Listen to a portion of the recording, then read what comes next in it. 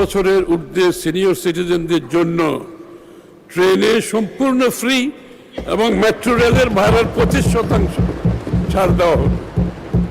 সামাজিক নিরাপত্তা ও অন্তর্ভুক্তিমূলক উন্নয়ন, দরিদ্র নিরসন ও সামাজিক সুরক্ষা। মাননীয় স্পিকার, আমাদের সামাজিক নিরাপত্তা কর্মসূচির লক্ষ্য হল সকল নাগরিককে জীবন চক্রভিত্তিক পদ্ধতিতে সুরক্ষার আওতায় আনা, যাতে দারিদ্র্য হ্রাস পায়। এটা হচ্ছে লাইফ সাইকেল একটা নাগরিকের। মাননীয় স্পিকার, একটা নাগরিকের জন্ম থেকে মৃত্যু পর্যন্ত রাষ্ট্রের যে দায়িত্ব আছে সেই দায়িত্ব পালন করতে আমরা অঙ্গীকারবদ্ধ।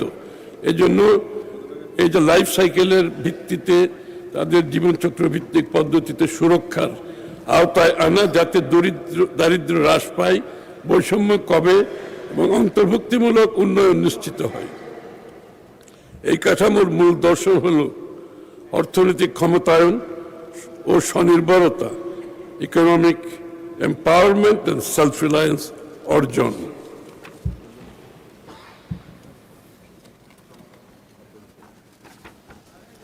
সামাজিক নিরাপত্তা কর্মসূচির মাধ্যমে আমরা একটি বৈষম্যহীন, মানবিক, কল্যাণ ভিত্তিক রাষ্ট্র গড়ে তুলতে চাই।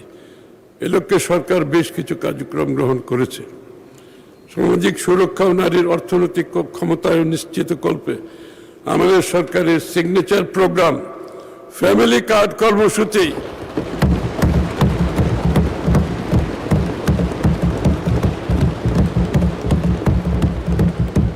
যার কার্যক্রম সরকার গঠনের 1 মাসেরও কম সময়ের মধ্যে মাননীয় প্রধানমন্ত্রী উদ্বোধন করেছেন।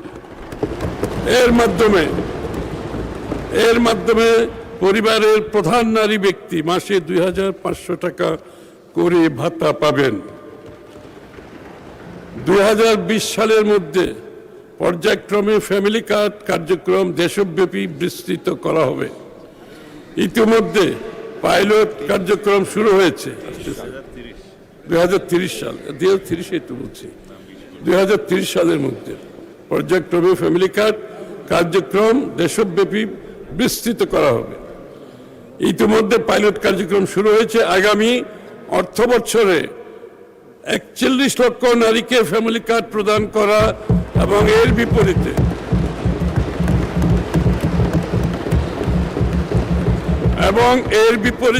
14,500 কোটি টাকা বরাদ্দ প্রস্তাব করছি।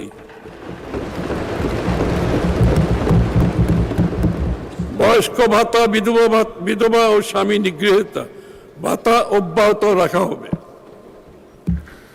65 বছরের ঊর্ধ্বে সিনিয়র সিটিজেনদের জন্য ট্রেনে সম্পূর্ণ ফ্রি এবং মেট্রো রেলের ভাড়ার 25% ছাড় দেওয়া হবে।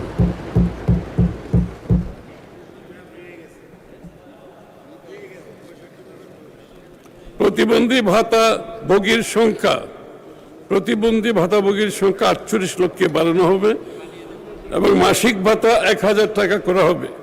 প্রতিবন্ধী শিক্ষার্থী ভাতার সংখ্যা 1 লক্ষে উন্নীত করা হবে। স্তরভেদে মাসিক ভাতা 1000 থেকে 1400 টাকা করা যাবে।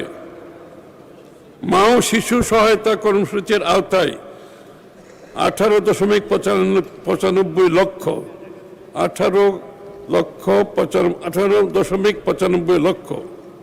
আবার বলছি, মা ও শিশু সহায়তা কর্মসূচির আওতায় 18.95 লক্ষ মা ও শিশুকে মাসে 850 টাকা দেওয়া হবে।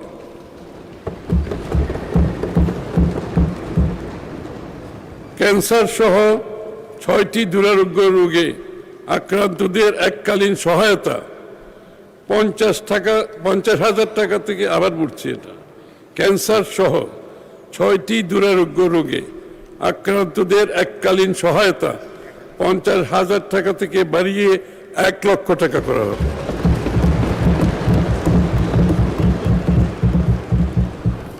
বেসরকারি কর্মীদের জন্য সর্বজনীন পেনশন ফান্ডের আওতায় অবসর গ্রহণকালে মোট অর্থের 30% গ্র্যাচুইটি হিসাবে প্রদানের সিদ্ধান্ত নেওয়া হয়েছে।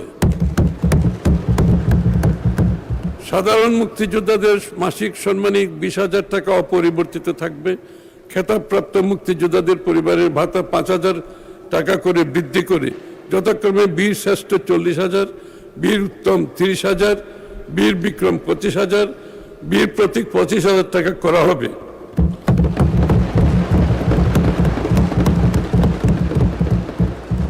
জুলাই গণ অভ্যুত্থানে শহীদ পরিবারদের মাসিক 20,000 টাকা এবং এ বি সি ক্যাটাগরিতে আহতদের যথাক্রমে 20, 15 ও 10,000 টাকা মাসিক ভাতা অব্যাহত থাকবে।